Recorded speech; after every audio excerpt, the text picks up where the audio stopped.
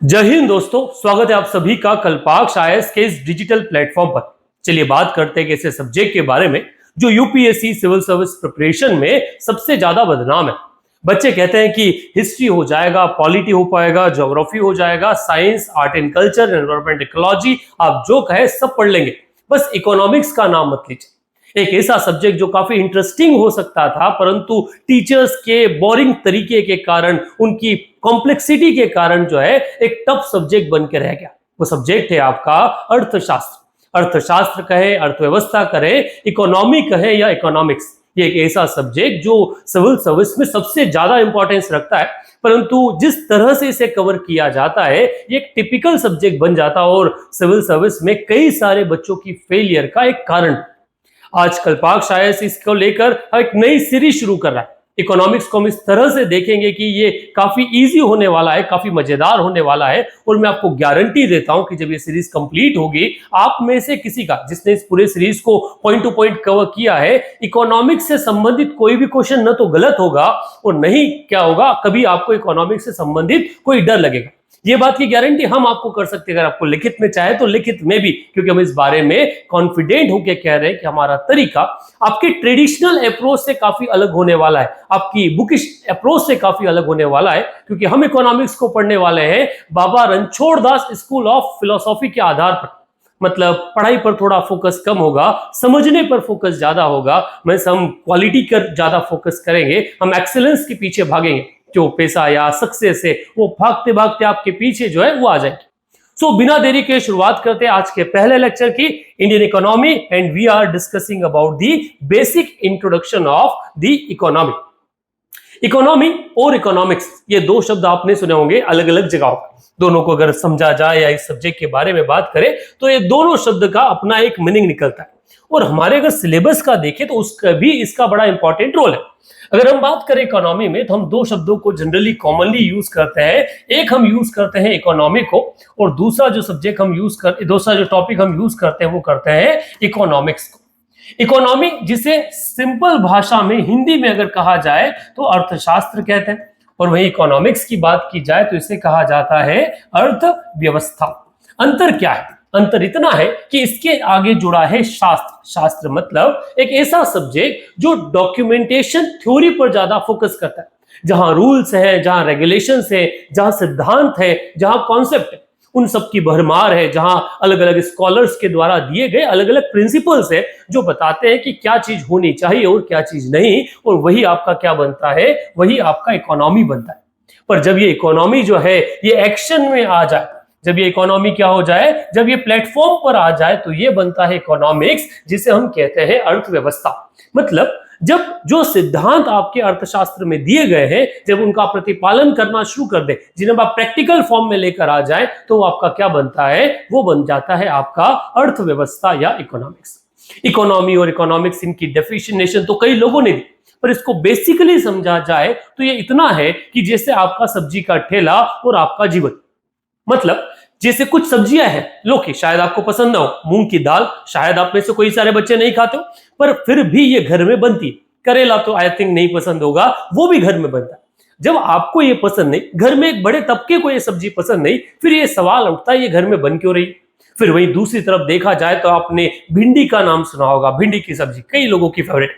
अब उस भिंडी की सब्जी के अलग अलग रूप आपने देखे। एक समय जब प्योर भिंडी बन रही है, उस भिंडी के समय कहा जाता है कि नहीं, भिंडी ज्यादा अच्छी लगती है, पर धीरे धीरे उसमें आलू आना स्टार्ट होता है और वो आलू की क्वांटिटी जो है वो बढ़ना शुरू हो जाती है। अब इस आलू की क्वांटिटी बढ़ने के समय शायद ऐसा तर्क दिया जाता है कि गोलू को भिंडी कोरी पसंद नहीं, उसको बीच में आलू डालना पड़ता है।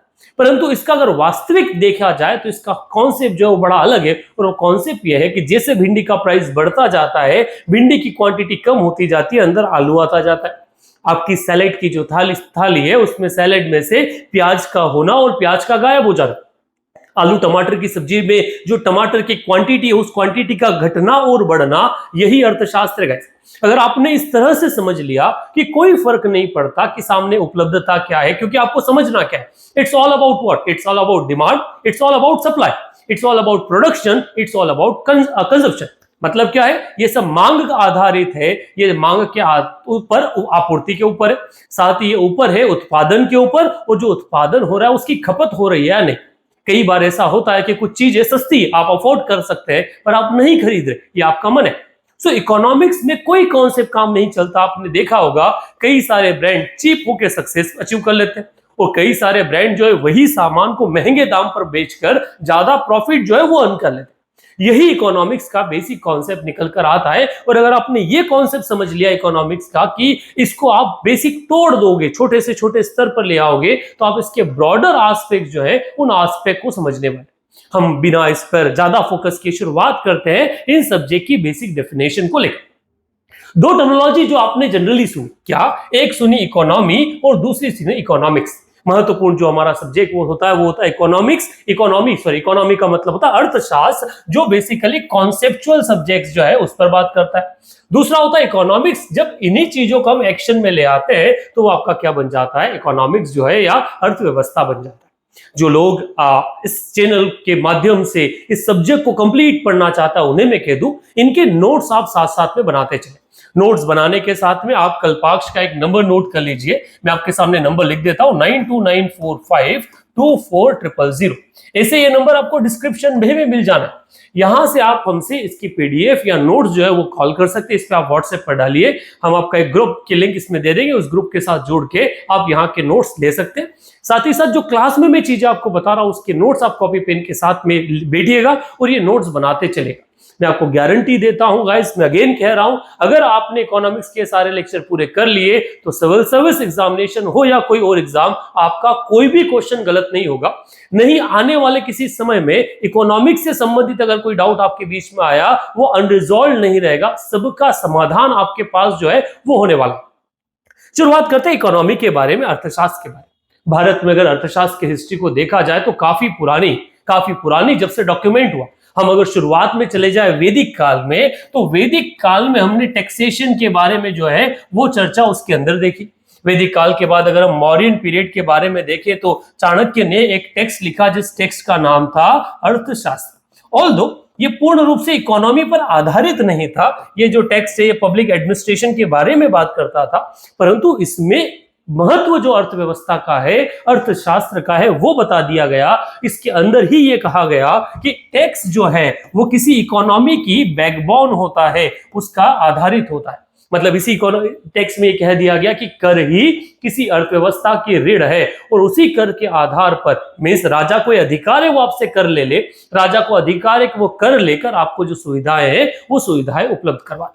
अगर हम अर्थशास्त्र की बेसिक डेफिनेशन जो है वो डिफाइन करना चाहे तो इस अर्थशास्त्र की डेफिनेशन जो कहती है, इसको सिंपल कह ले कि किसी एरिया में जो किसी वस्तु का जो टोटल प्रोडक्शन हो रहा है, उस प्रोडक्शन को, उसके कंजप्शन को, वहां हो रही डिमांड, वहां की आपूर्ति को अगर आप क्या करते हैं, मनी के फ्लो के सापेक्ष में अध्ययन करते हैं तो आपका इकोनॉमी कहलाता है।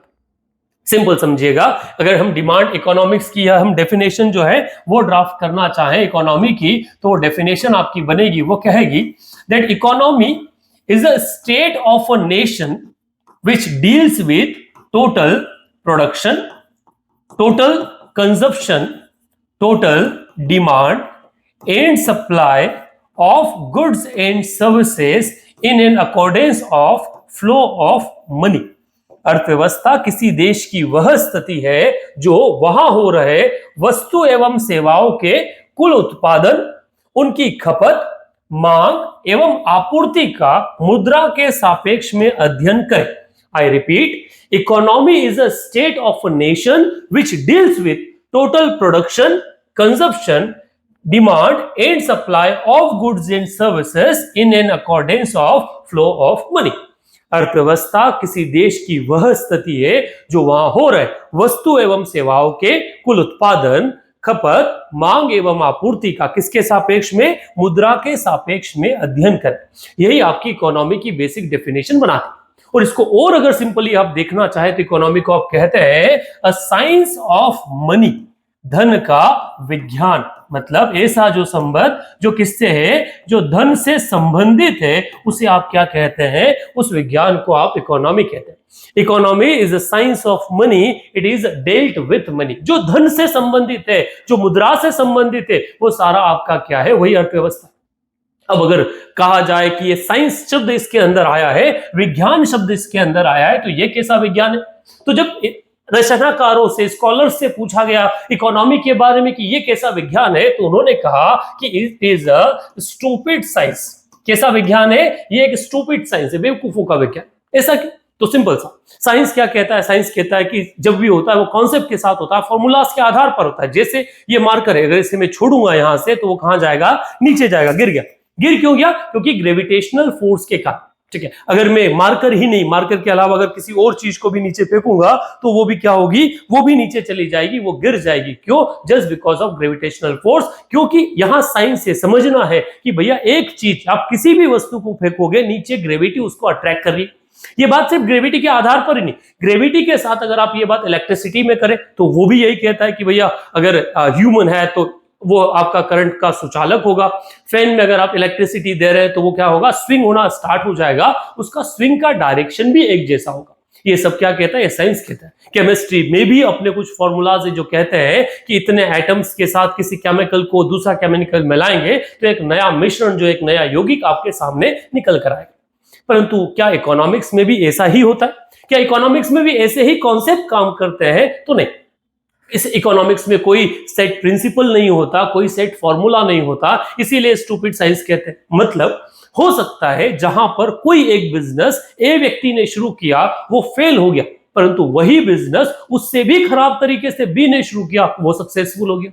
हम कई बार देखते हैं कि बहुत बड़े बड़े रेस्टोरेंट्स जो हैं लेविश बनते हैं चाय और कॉफी बेचने के लिए। वहां कोई चाय कॉफी नहीं पी रहा, पर एक ठेले नाले के किनारे जो एक बंदे ने ठेला लगा रखा है, वहां भीड़ लगी हुई है, अनहाइजीनिक है, पर भी वो सबसे ज्यादा कमा रहा है, वो गोलगप्पे वाला ज्यादा कमा रहा है। क्या है? कोई मतलब। कई बार ऐसा होता है कि हाइजीन होना चाहिए, कई बार हाइजीन से कोई फर्क नहीं पड़ता, कई बार होता है लोकेशन होना चाहिए। हम कई बार बोलते हैं ना कि बिजनेस अगर सेट करना है तो सबसे पहले लोकेशन देखो, लोकेशन अच्छी होना चाहिए। पर कई बार हमने देखा कि प्राइम लोकेशन पर खड़े बिजनेस भी जो क्लाइंट है, कस्टमर, वो अट्रैक्ट नहीं कर पाते। वहीं अगर दूसरी तरफ बोले तो किसी गली में कहीं दूर अगर शहर से खड़े ऐसे बिजनेस होते हैं जो सबसे ज्यादा अट्रैक्ट कर देते हैं। कई बार हम देखते हैं कि कुछ लोग जो है वो फुल प्राइस पर सामान बेच रहे हैं, बिना डिस्काउंट किए, उनकी दुकान ज्यादा चल रही है उन लोगों से जो लोग डिस्काउंट जो है बेच रहे हैं। और यही वो कारण है जिस कारण से इस सब्जेक्ट को क्या कहा जाता है? स्टूपिड साइंस का नाम दिया जाता है। अब आप लोगों को समझाने के चक्कर में मैं मार्कर नीचे फेंक चुका हूं, तो मैं पहले उसको उठा लेता हूं, फिर हमसे आगे बात ही करते। तो yes guys, I am with my marker. So economics क्या? तो एक ऐसा विज्ञान जिसे क्या कहा गया? स्टूपिड साइंस जो वो कहा गया। डेफिनेशन के आधार पर देखा जाए तो क्या कहा जाता है? कहीं भी जो भी ऐसा धन से संबंधित, मुद्रा से संबंधित चीजें आपको मिले, आप उसे किस कैटेगरी में रख सकते हो? इकोनॉमी, अर्थव्यवस्था की कैटेगरी में रख सकते हो। ये डेफिनेशन जो मैंने अभी आपको बताई, इसको अगर आप लिखे नहीं है तो आप इसको रिवाइज करके रिपीट करके लिख लीजिएगा। यही इकोनॉमी की बेसिक डेफिनेशन है जो आपका इकोनॉमी डिफाइन करता है। अब जब इकोनॉमी जो है, जो जिसे हम क्या कहते हैं? अर्थशास्त्र कहते हैं, उस इकोनॉमी में और दूसरी तरफ आपका इकोनॉमिक्स जो है, उन दोनों में क्या है? एक अंतर होता है। क्या अंतर होता है? तो इनका बेसिकली अगर अंतर देखा जाए तो वो क्या कहेगा? वो कहेगा एक होता है आपका अर्थशास्त्र और दूसरा होता है आपका अर्थव्यवस्था।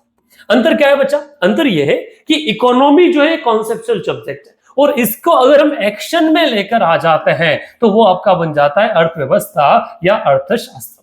तो इकोनॉमिक्स, तो बेसिकली अगर आप डेफिनेशन लिखना चाहे तो क्या लिख सकते हैं? That economics is economy in action. क्या डेफिनेशन दे सकते हैं कि इकोनॉमिक्स क्या है? इकोनॉमिक्स इकोनॉमी है एक्शन में, तो वो आपका इकोनॉमी बन जाएगा। वर्तमान में जो चीजें चल रही है वो सब आपका किससे संबंधित है? इकोनॉमी से संबंधित। अगर हम एमपी हमारे सिविल सर्विस के सिलेबस में देखें तो हमें मेनली जो क्वेश्चन आने हैं वो बेसिकली तो इकोनॉमी से संबंधित है, पर साथ ही साथ मेनली जो हमारा सिलेबस कंटेन करता है वो इकोनॉमिक डेवलपमेंट को कंटेन करता है, न कि इकोनॉमिक डेवलपमेंट, क्योंकि सिलेबस ही हमारा आर्थिक विकास की बात करता है। आप पुराने कितने भी साल के क्वेश्चन उठाकर देख लीजिएगा, इस जो क्वेश्चन पूछा गया है उसका रेशो जो है वो 70-30 का रेशो रहता है।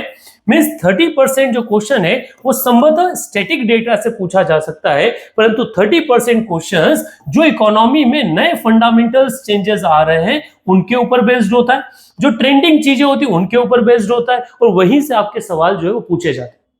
तो अगर कल को कोई पूछे कि आपके सिलेबस में मेनली आपको फोकस करना कहां है, तो आपका फोकस जो होगा वो आर्थिक विकास पर होगा, इकोनॉमिक डेवलपमेंट पर होगा।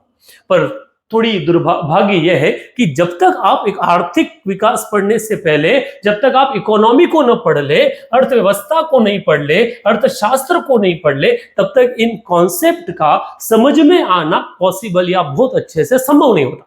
और यही एक कारण होता है कि हमें क्या पढ़ना पड़ता है, इससे पहले बेसिक कॉन्सेप्ट जो है वो पढ़ने पड़ते हैं।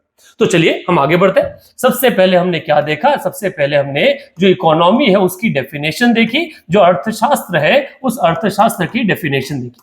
अर्थशास्त्र से अगर आगे बढ़े तो कहा जाता है कि अर्थशास्त्र की दो ब्रांचेस होती है, दो हिस्से होते हैं, दो सब्जेक्ट्स होते हैं। एक सब्जेक्ट को कहा जाता है माइक्रो इकोनॉमिक्स और दूसरे को कहा जाता है मैक्रो इकोनॉमिक्स। ये शायद बेसिक वो टर्मिनोलॉजीज है जो टर्मिनोलॉजी आपने शुरू से बचपन से जो है सुनी होगी। जब मैं माइक्रो इकोनॉमी के बारे में बात करूं तो इसे कहा जाता है व्यष्टि अर्थशास्त्र, और जब मैं मैक्रो इकोनॉमी के बारे में बात करूं तो इसे कहा जाता है समष्टि अर्थशास्त्र। एक होता है आपका क्या, व्यष्टि, और एक दूसरा होता है आपका समष्टि अर्थशास्त्र। माइक्रो इकोनॉमिक जैसा इसका नाम है, माइक्रो मीन्स छोटा, जो छोटी छोटी बातें करे। छोटी बातें मतलब जो छोटे लोगों जैसी सोच रखे, जैसे जो प्रॉफिट और लॉस की बात करे, जो तेरी और मेरी बात करे, वो व्यक्ति को हम क्या बोलते हैं, छोटा। तो ऐसा इकोनॉमी जहां पर क्या हो रहा है, जहां प्रॉफिट की बात हो रही है, जो छोटे लेवल पर काम कर रहा है, लोअर लेवल पर काम कर रहा है, वो इकोनॉमी आपका क्या हो जाएगा, माइक्रो इकोनॉमी हो जाएगा, व्यष्टि अर्थशास्त्र हो जाएगा। मतलब छोटा मतलब अंबानी तो बड़ा हो गया, नहीं, अंबानी भी छोटा, क्योंकि अंबानी क्या कर रहा है, अंबानी भी प्रॉफिट और लॉस की बात कर रहा है, ठीक है, अडानी वो भी प्रॉफिट लॉस की बात कर रहा है। तो जो इंडिविजुअल कैपेसिटी में जो भी इकोनॉमिक्स चल रहा है दोस्तों, जो व्यक्तिगत कैपेसिटी में अगर आपका सवाल चल रहा है या अर्थशास्त्र चल रहा है, वो सब माइक्रो इकोनॉमिक में आएगा। मतलब ऐसा नहीं होगा कि आप छोटे हैं, मैं छोटा हूं तो हम माइक्रो में आ गए, और अंबानी अडानी जो है वो बड़े हैं इसलिए वो मैक्रो में आ गए, नहीं, वो भी माइक्रो इकोनॉमिक्स का ही हिस्सा जो है वो माने जाते हैं। सो माइक्रो इकोनॉमिक्स मींस छोटा अर्थशास्त्र, जहां पर आप छोटी प्रॉफिट लॉस, कंपनी, इंस्टीट्यूशन से संबंधित जो चीजें देख रहे हैं वो आपका माइक्रो इकोनॉमिक्स में आएगी। ऐसा कोई भी क्रियाकलाप जो व्यक्ति विशेष, कंपनी विशेष से संबंधित है, प्रॉफिट लॉस से संबंधित है, वो आपका माइक्रो हो गया।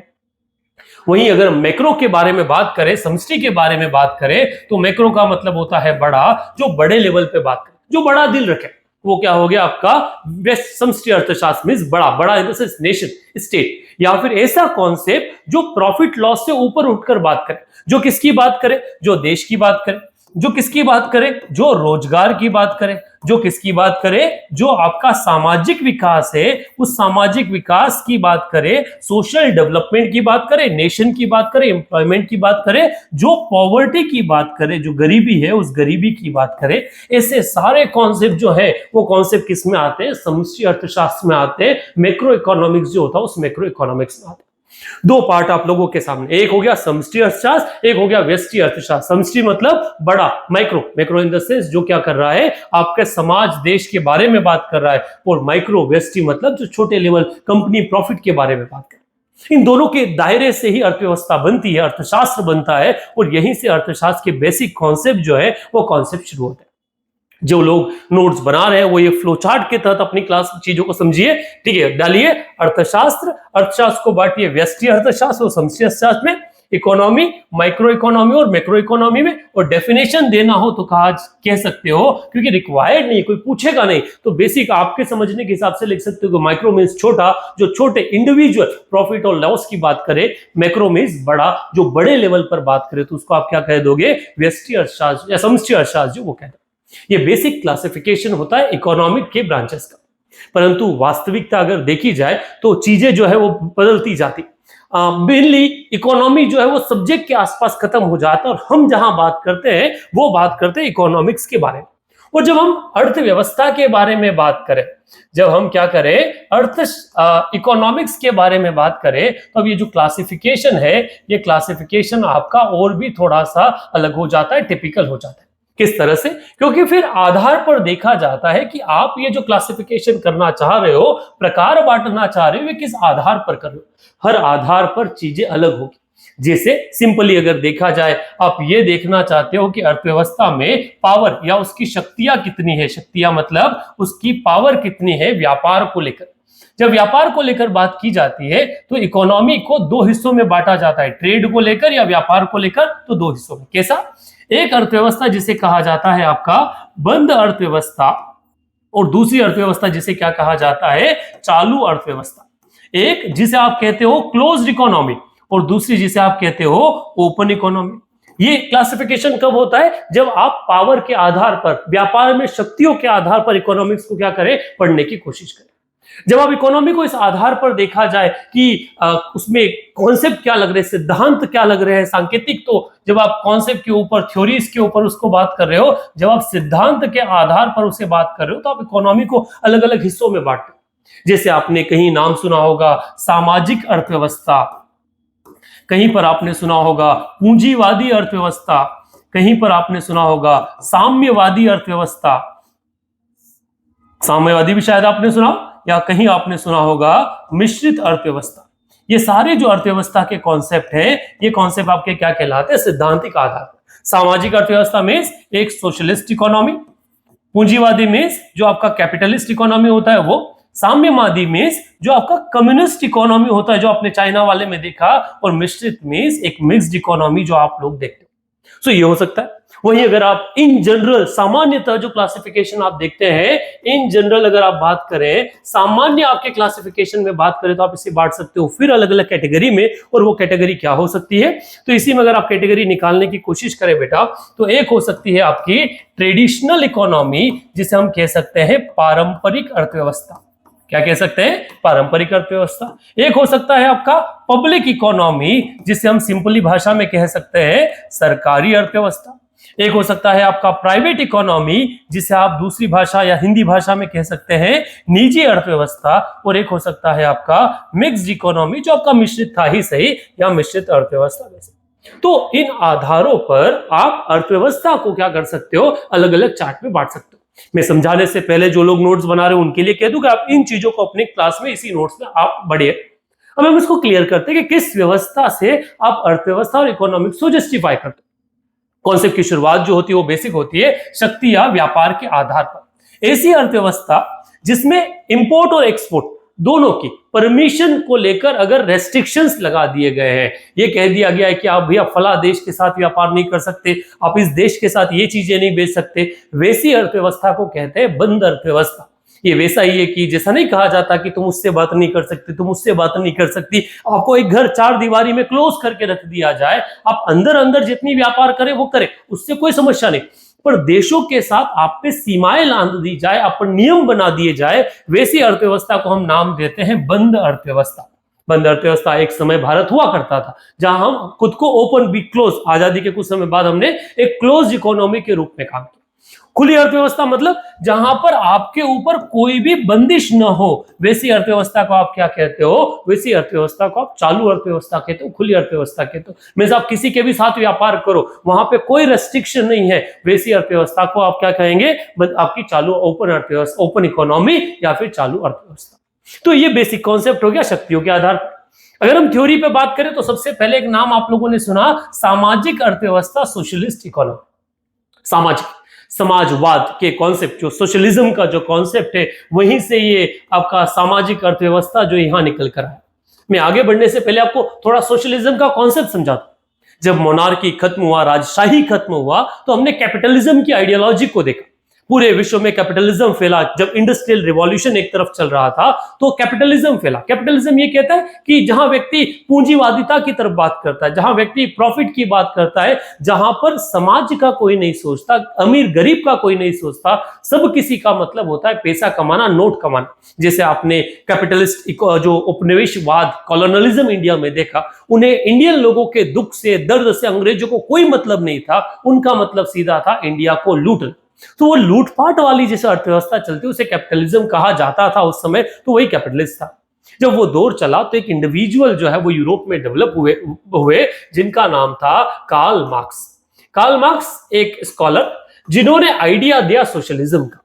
उन्होंने कहा कि लोगों के ऊपर ये जो एक्सप्लॉइटेशन हो रहा है, ये एक्सप्लॉइटेशन तब तक बंद नहीं होगा जब तक इन्हीं गरीब जो लोअर क्लास व्यक्ति है इसमें से निकलकर कोई बंदा थ्रोन या जो है मालिकाना हक न ले ले, थ्रोन एक्वायर न करे। उन्होंने कहा कि ये जितने भी पारंपरिक रिसोर्सेज है, नेचुरल रिसोर्सेज है आपके, इन सारे के सारे नेचुरल रिसोर्सेज पर सबका अधिकार होना चाहिए, ये किसी व्यक्ति विशेष के अधिकार में नहीं होना चाहिए।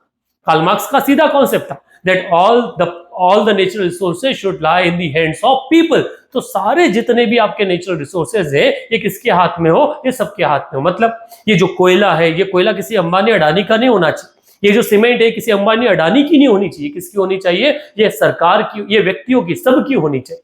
अब सबकी तो संभव नहीं है, इसलिए सबका कौन? सरकार। जनता का, जनता के द्वारा जो चुनकर आया वो क्या है? वो सरकार। तो ये सब सरकारी है। अब क्या ये अंबानी अडानी की कोयल? नहीं, अंबानी अडानी ने वो लेने से पहले सरकार को पैसा दिया। मतलब किसको पैसा दिया? हमको पैसा दिया, हमको टैक्स दिया, उससे हम उसका क्या कर रहे हैं? आगे का जो काम है वो चला। तो क्या कहता है कार्ल मार्क्स? कार्ल मार्क्स कहता है तो जहां पर समाज को इक्वल डिस्ट्रीब्यूशन की बात की जाए, समान वितरण की बात की जाए संसाधनों के, उसे सोशलिज्म कहा गया। तो सामाजिक अर्थव्यवस्था जहां पर कंट्रोल किसका हो? जहां पर सरकार का कंट्रोल हो अर्थव्यवस्था में कि क्या उत्पादन करना है, कितना उत्पादन करना है, किस मूल्य पर बेचना है, ये सब अगर सरकार निर्धारित करे तो उसे सामाजिक अर्थव्यवस्था कहते हैं। अब इसी का एक बहन होते हैं, उसे कहते हैं साम्यवादी अर्थव्यवस्था। साम्यवादी मतलब कम्युनिस्ट। अब ये जो कार्ल मार्क्स की आइडियोलॉजी जो थी, ये आइडियोलॉजी अब आगे बढ़ी तो इसमें यह कह दिया कि भैया खाली नेचुरल रिसोर्सेस नहीं, सारे जो है खाली प्राकृतिक संसाधन नहीं, इसके अलावा जितना भी इकोनॉमिक एक्टिविटी है सारा सरकार के अधीन होना चाहिए। लेबर जो है वो किसके अधीन होना चाहिए? सरकार के अधीन होना चाहिए। वैसी अर्थव्यवस्था को नाम दिया जाता है साम्यवादी अर्थव्यवस्था। उदाहरण अगर पूछो तो चाइना में साम्यवादी कम्युनिस्ट आइडियोलॉजी चलती है, जहां पर सारे के सारे नेचुरल रिसोर्सेस हो जाए या फिर सारी इकोनॉमिक एक्टिविटी हो जाए, वो सब किसके हाथ में है? सरकार के हाथ में।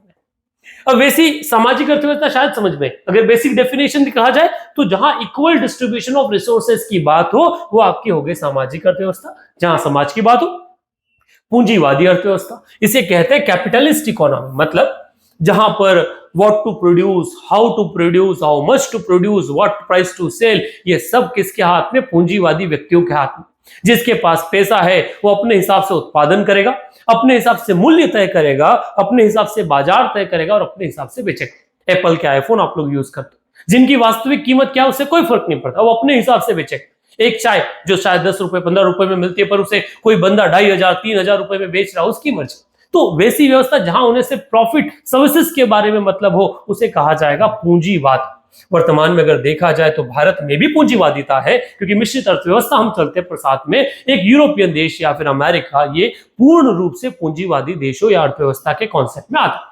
जहां सरकार सिर्फ ऊपर से मेंटेन करने का काम करती है, रूल्स एंड रेगुलेशन बनाने का काम करती है, बिजनेस जो होते हैं वो फ्री होते हैं अपने प्रोडक्शन और सप्लाई को लेकर। वैसी अर्थव्यवस्था को पूंजीवादी अर्थव्यवस्था का नाम दिया जाता है। अब मिश्रित अर्थव्यवस्था को मैं आगे वाले कॉन्सेप्ट में पढ़ा दूंगा, यहां से इसको मैं भी थोड़ा सा क्या कर रहा हूं, रफ कर रहा हूं। आई थिंक सामाजिक अर्थव्यवस्था, साम्यवादी अर्थव्यवस्था और आपकी पूंजीवादी अर्थव्यवस्था का कॉन्सेप्ट आपको समझ में आया। धीरे धीरे अगर कोई डाउट आपका रह जाता है तो कमेंट बॉक्स में डालती रहेगा, उसको आंसर हम आप तक करने की कोशिश करेंगे। सेशन अभी तक कैसा लगा वो भी आप बताइएगा, तो एक एनर्जी हम लोगों को मिल पाए, शायद उसी एनर्जी के साथ हम आपके सेशन को आगे कंटिन्यू ले पाए। यही हमारी अगर जान अगर किसी में अटकी है तो आपके प्यार में अटकी, हमारी जान अगर कहीं है तो आपके मान में, क्योंकि आप ही हमारा अभिमान है और आप ही से हम एक टीचर की, कहते हैं ना कि एक टीचर की पहचान कहां से, तो एक टीचर की पहचान उसके विद्यार्थियों से, और आप ही लोगों के अप्रेजल से हम लोग क्या कर सकते हैं, आगे बढ़ सकते हैं, आगे और अच्छा कर सकते हैं। चलिए अगले एक तबके पर चलते हैं, इकोनॉमी के अगले पार्ट पर, और वो कहते हैं तो वो क्या कहती है आपकी, वो कहती है इन जनरल। सबसे पहले होती है पारंपरिक अर्थव्यवस्था, एक ऐसी अर्थव्यवस्था जहां पर डिमांड और सप्लाई का गेम बड़ा लिमिटेड, मतलब न तो कोई ज्यादा मांग है, नहीं ज्यादा कोई सप्लाई है, जो उपलब्ध है उसमें खुश है। वैसी अर्थव्यवस्था को पारंपरिक अर्थव्यवस्था कहते हैं। कोई मनी सप्लाई, भारत के गांवों में आज भी पारंपरिक अर्थव्यवस्था जिंदा है, हाँ थोड़े कम लेवल पर है, पर स्टिल वहां मनी कैश नहीं चलता, तो वहां बार्टर सिस्टम आज भी चलता है। आज भी सब्जी वाला जो आता है वो गेहूं बराबर आपको आलू देके चला जाता है। तो ये जो सिस्टम है जहां कमोडिटी एक्सचेंज चलता है, उसे क्या कहते हैं, उसे पारंपरिक अर्थव्यवस्था कहते हैं। गांव में पहले अर्थव्यवस्था में ऐसा होता था कि उन्हें बहुत ज्यादा लेविशनेस से अंतर नहीं होता था, उससे मतलब नहीं होता। जो थी उसमें खुश थे, बनियान में खुश है, फटी बनियान में खुश है, जो मिल गया, पेंट अच्छा है, शर्ट नहीं है, जो चलेगा, मैचिंग मिस मैचिंग, वो सब में खुश, वो अपने जीवन में खुश। ऐसी अर्थव्यवस्था पारंपरिक अर्थव्यवस्था, ट्रेडिशनल इकोनॉमी कहलाती, जहां पर न तो कोई एडिशनल मांग होती है, न ही कोई एडिशनल सप्लाई होती है। तो वो अर्थव्यवस्था आपकी क्या हो गई? पारंपरिक अर्थव्यवस्था। जैसे पुराने समय में भारत के गांव की जो विलेजेस की जो अर्थव्यवस्था होती थी, उसे ट्रेडिशनल इकोनॉमी का नाम कहते हैं। दूसरा economy public economy. Public economy जिसे हम सिंपल कह ले तो एक ऐसी अर्थव्यवस्था जहां पर सारा कंट्रोल सरकार का हो। आपको क्या चाहते उससे कोई फर्क नहीं पड़ता, ठीक है, आप क्या चाहते क्या नहीं, पर जो होगा वो कौन डिसाइड करेगा? सरकार डिसाइड करेगी। क्या डिसाइड करेगी? क्या बनाना है, ठीक है, कितना बनाना है, किस प्राइस पर बेचना है और क्या है। तो इसमें what to produce, how to produce, how much to produce and what price to sell, everything is decided by government. वैसी अर्थव्यवस्था को हम पब्लिक अर्थव्यवस्था या सरकारी अर्थव्यवस्था का नाम देते हैं। मतलब यहां सरकार सिर्फ पॉलिसी मेकिंग तक सीमित नहीं रहती, वो उत्पादन में भी उतना ही अपना योगदान देती है। तो वो अर्थव्यवस्था आपकी क्या कहलाती है? Public economy. अगली अर्थव्यवस्था की अगर बात करें तो वो आपकी आती है प्राइवेट इकोनॉमी, निजी अर्थव्यवस्था। निजी अर्थव्यवस्था एक ऐसी अर्थव्यवस्था जहां पर किसी का कोई कंट्रोल नहीं, सरकार का कोई कंट्रोल नहीं होता, जहां आप स्वतंत्र है, जहां आपको क्या बनाना है, कितना बनाना है, किस मूल्य पर बेचना है, सबके लिए जहां आप स्वतंत्र हो जाए, वैसी अर्थव्यवस्था को निजी अर्थव्यवस्था कहते हैं। ठीक है, एक ओपन इकोनॉमी जैसे वर्तमान में अमेरिका, यूरोप वगैरह में होता है, दे कैन प्रोड्यूस, जिस प्राइस पर बेचना है बेचिए। भारत में भी आजकल एक ओपन आपका पूंजीवादी या फिर प्राइवेट इकोनॉमी देखने को मिलती है, जहां सरकार कोई रेस्ट्रिक्शन आपके ऊपर नहीं लगाती, सिर्फ सरकार का काम नीति निर्धारण का रह जाता है। वैसी अर्थव्यवस्था को प्राइवेट इकोनॉमी का नाम देते हैं। अब दूसरा और आखिरी आपका आता है मिक्स्ड इकोनॉमी।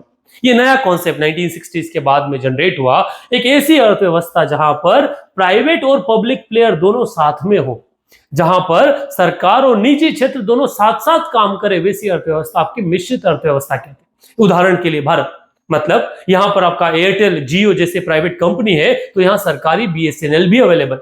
यहां पर अगर प्राइवेट हॉस्पिटल है तो जिनको नहीं जाना वो सरकारी हॉस्पिटल में जा सकता है।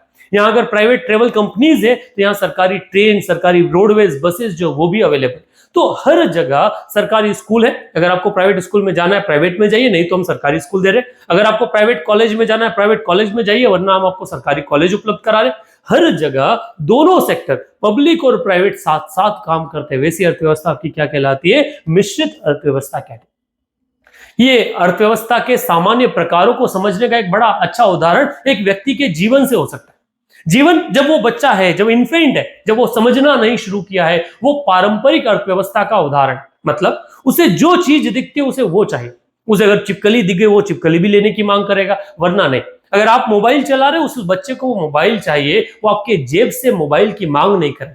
मतलब उसको जब तक भूख नहीं लगती तब तक वो अपनी मां की भी मांग नहीं करता। वैसी लिमिटेड डिमांड वाली अर्थव्यवस्था को हम क्या कहते हैं? पारंपरिक अर्थव्यवस्था।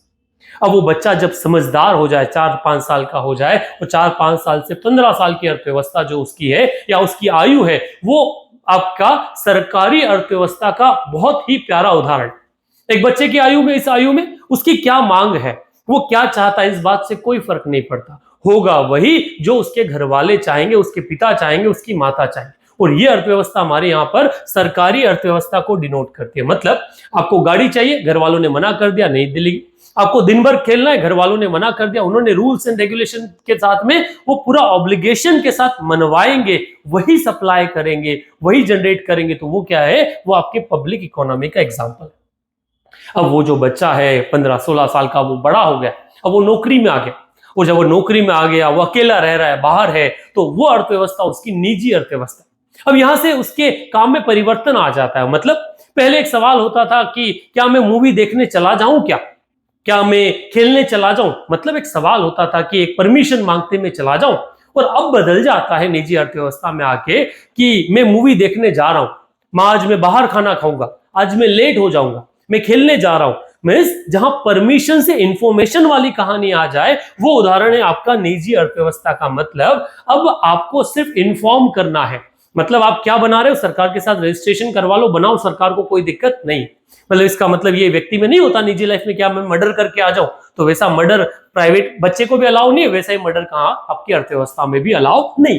तो लिमिटेड कॉन्टेक्स्ट में आप क्या कर सकते हो, ये चीजें कर सकते हो। तो वो जो बच्चा है, वो जो युवा है, जो अकेला है, वो क्या है, निजी अर्थव्यवस्था का उदाहरण। आखिरी आता है मिश्रित अर्थव्यवस्था, उसकी शादी होगी। शादी के बाद में कॉन्सेप्ट थोड़ा अलग हो जाता है, लाइबिलिटीज आ जाती है। मतलब मान लेते एक शादीशुदा बाल बच्चे वाला जो आदमी है, उसका मन हो गया कि वो मूवी देखने जाना चाहता है, तो क्या वो अकेला मूवी देखने चला जाएगा? नहीं, वो साथ में घर वाले उसकी वाइफ को ले जाएगा, बच्चों को ले जाएगा। क्यों? एक लाइबिलिटी है उसके साथ में। अगर उसका रेस्टोरेंट में कुछ खाने का मन हुआ तो वो खाने के लिए साथ में ले जाएगा। अगर रास्ते चलते उसे कुछ दिख गया खाने का तो वो खाएगा भी, से साथ में घर वालों के लिए ले जाएगा। That is the liability. मतलब खुद तो करेगा, पर जो लोग नहीं कर सकते, जो वंचित है, जो आपके ऊपर डिपेंडेंट है, उनके ऊपर भी सुविधाएं प्रदान करने का काम कौन करता है? वो व्यक्ति करता है। यही काम मिक्स्ड इकोनॉमी का। मतलब जो लोग सुविधाएं ले सकते हैं उनके लिए तो कोई दिक्कत नहीं, पर जो लोग नहीं अफोर्ड कर पा रहे उनके लिए सुविधाएं उपलब्ध कराने का काम किसका है? वो काम सरकार का है। और वैसी अर्थव्यवस्था को क्या नाम दिया जाता है? मिक्स्ड इकोनॉमी का नाम दिया जाता है। सो ये थे आपके इकोनॉमी के प्रकार, तीन अलग अलग हिस्सों में। अभी तक ये मैं मान सकता हूं कि जो मैंने पढ़ाया वो कॉन्सेप्ट आपको समझ में आ रहे हो, और नहीं समझ में आ रहा होगा, आप इस बात को एंजॉय भी कर रहे होंगे कि किस तरह से आप एक बेसिक कॉन्सेप्ट के साथ में इकोनॉमी के डिफरेंट टाइप्स जो है उन टाइप्स को पढ़ सकते हो, समझ सकते हो। तो ये हो गए आपके किसके प्रकार? अर्थव्यवस्था के प्रकार। इससे पहले हमने किसके देखे? इकोनॉमी के जो प्रकार थे उन इकोनॉमी के प्रकार को देखा था। अर्थशास्त्र के जो प्रकार थे उस अर्थशास्त्र के प्रकार को देखा था। अर्थशास्त्र को आपने दो हिस्सों में बांटा, समष्टि और व्यष्टि अर्थशास्त्र, माइक्रो और मैक्रो इकोनॉमी। और वैसे आपने इकोनॉमिक्स को अलग अलग आधार पर बांटा। अब अगर कहा जाए तो एक शब्द एक और आता है, क्षेत्र या फिर आपके सेक्टर्स। अर्थव्यवस्था के कई सारे सेक्टर्स होते हैं, या जो अर्थव्यवस्था आपके यहाँ काम कर रही है, ये जो इकोनॉमिक्स आपके यहाँ जो काम कर रहा है, इसके कई सारे क्या है, सेक्टर्स जो है वो अवेलेबल है। सेक्टर्स मतलब किस क्षेत्र में? प्राइमरी लेवल पर इन्हें तीन हिस्सों में बांटा गया है।